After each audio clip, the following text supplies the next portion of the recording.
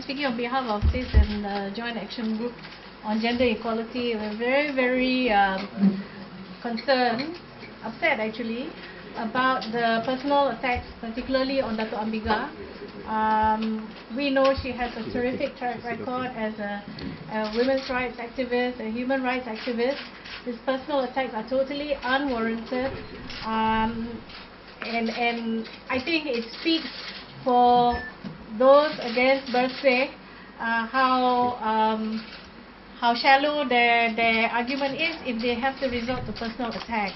If you feel you're right, you have to just use a better argument rather than resorting to calling people names and demonizing them. I think it reflects back on the people who are calling Dato' Ambiga all these names as to, you know, how they're brought up. You know, civilized people don't need to resort to this at all. So I hope this will cease. Let's just deal with the facts. Let's just deal with the issues, and you know, forget about all these personal attacks. Well, obviously, you know, only people who are afraid would clamp down on people wearing T-shirts. I mean, I'd like to ask people that if they saw a T-shirt with the word Bersih on it, will that incite them to go out and riot? If we have no faith in ourselves, we can't even see a word, and we have seen worse words, I think, on various T-shirts around the country.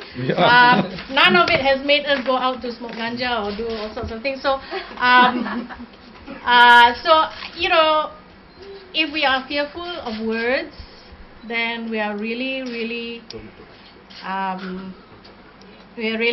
I think, a third world country or less. Because we should rise above that. You know, we like to call ourselves an almost developed country. We look to the first world as our standards. Then we should behave in a first world way. Why on earth do we take third world examples of demonstrations as our model? Why can't we look at first world demonstrations as our model? Our standards should be higher, and we should have more faith in our people.